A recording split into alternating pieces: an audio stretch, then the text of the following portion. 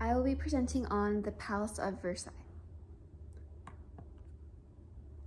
So the Palace of Versailles was constructed originally in 1624 by King Louis XIV as a small hunting lodge or small hunting pavilion for his own personal use in order to carry out his own activities.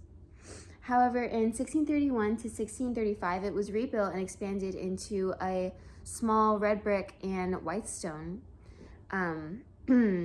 building. And in 1661, the first extension began with André Lenoir as the designer and architect Louis Lavaux in order to increase the square footage and make it into the palace that it is. In 1682, this is when absolute monarchy genuinely emerged as King Louis XIV moved the entire royal palace into the Palace of Versailles as their primary residence. And in 1685 to 1689, the North Wing was constructed with 1700s, the entrance into 1700s being the Royal Chapel, in order for each royal expansion beginning to make a bigger palace, as well as further neglecting the French community and the people in order for small projects like these, which take the French money. And finally, in 1833 to 1837, King Louis Philippe converted the palace into the Museum of History of France in order to long after the Revolution, in order to put it to good use as a historical symbol of France.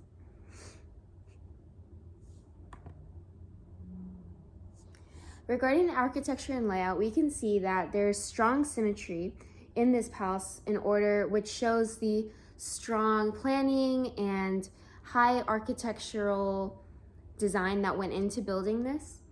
And this is built in the French Baroque style, with emphasis on light and sight lines in order for natural light to be really considered in this, as it shines off of all the glitter and gold inside of this palace.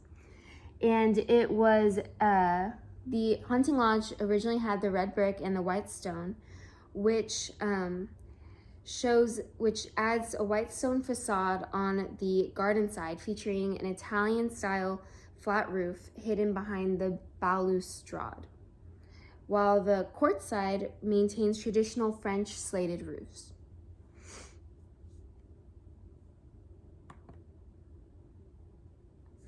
Absolute monarchy is where absolute monarchy really flourished and came to light, because in the Palace of Versailles, absolute monarchy means the divine right of kings, which means that the power to rule was derived from God, and it shows how the French monarchy was put above the law, military, religious authority. And this phrase right here, l'état c'est moi, means I am the state, and this is what a lot of the kings lived by. King Louis XIV called himself the Sun King, which showed how, as all the French monarchy and everything in the world revolves around France and himself as king, it relates to how the planets revolve around the sun as the most powerful thing inside the universe. King Louis XIV also used this as his personal hunting lodge, and he also hosted frequent balls and ceremonies in the Palace of Versailles to really showcase his grand amount of wealth and social hierarchy. He also, King Louis XVI, though, was more involved in the Palace of Versailles revolving around the French Revolution, as he was the one that was residing in the Palace of Versailles during the French Revolution, and he is the one that got excavated or kicked out due to his unfair rulings based on King Louis XIV. And he continued to use the palace for its embellishments, such as private apartments for mechanical use and scientific use. and it ceased to be his royal residence after he was forced to leave. So the royal absolute monarchy ended with King Louis XVI. Gold in Versailles was very important during this time and now. Although we think that gold is the main material used, it's actually not. It's mainly adorned with a significant amount of gold leaf, and with a significant amount of gold leaf, with appearances to make look as gold, such as Apollo's fountain, which is made of gilded lead or metal to shine and gleam in sunlight. And we can see a lot of other aspects in the Palace of Versailles which are used in order to look like gold and in order to create an illusion of the king's richness to foreign ambassadors and other guests to his balls. It was also used extensively in the king and queen's apartments because they believed that they were the most important and held to the highest standard in the palace, although many people lived there. In addition, although the original gold gates were destroyed during the French Revolution, they were refurbished in 2008 using 100,000 gold leaves in order to restore their original splendor.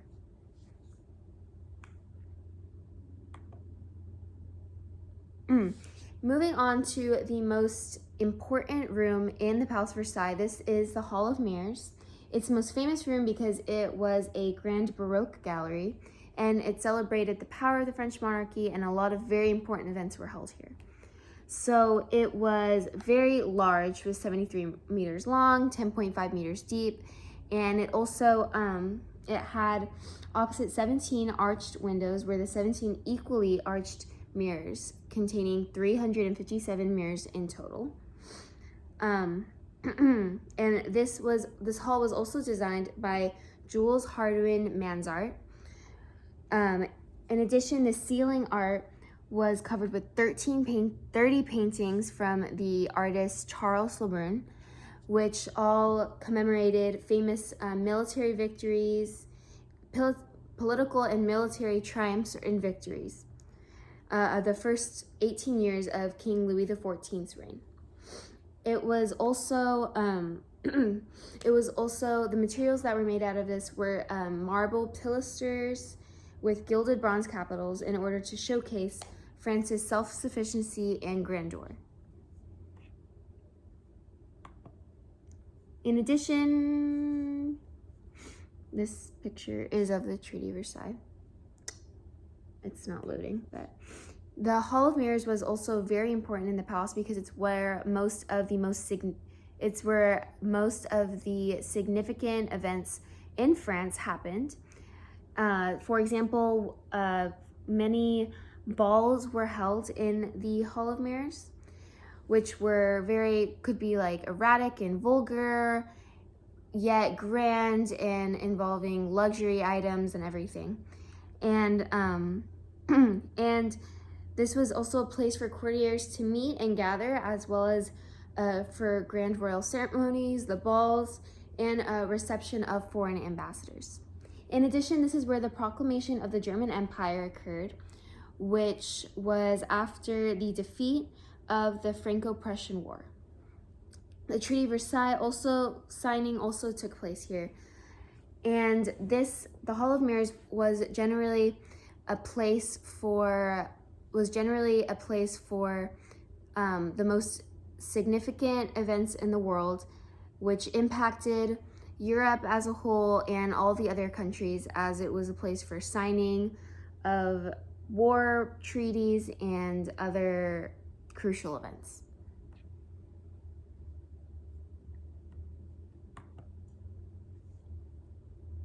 In addition, the Palace of Versailles was used as an early zoo in order to showcase, again, his grandeur and luxury and abilities to hold so many exotic animals in the Palace of Versailles. So this was from Louis XIV, and it was established in 1662. The early zoo was also called the Royal Menagerie, and it was considered a precursor to modern zoos. It inspired the creation of public zoological gardens worldwide after its animals were relocated to the Jardin des Plantes after the French Revolution. It has a unique Baroque circular layout with a central pavilion separating animals into different courtyards for the first time in history.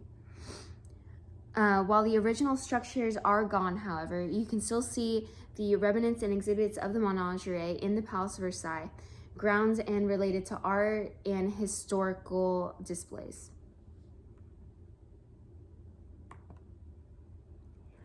Additionally, the Palace of Versailles was also used as a historical royal ice rink whenever the Grand Canal froze over. It was used by the king and all of his closest subjects, rich nobles, everyone who attended the balls during the wintertime. However, currently an eco-friendly synthetic ice rink is set up near the palace for public use during holiday seasons because obviously this is not used anymore.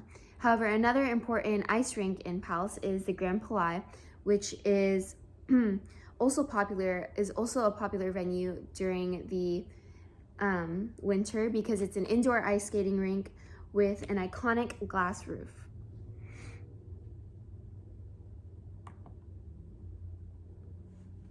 The coronation of Napoleon is actually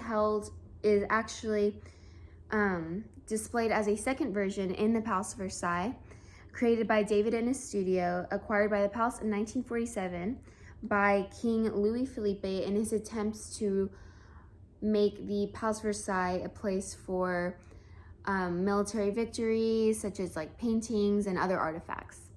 This took place actually in the Notre Dame Cathedral in 1804, and it was used to dedicate, this is in the coronation room, as a way to dedicate time to Napoleon's glory in 1833.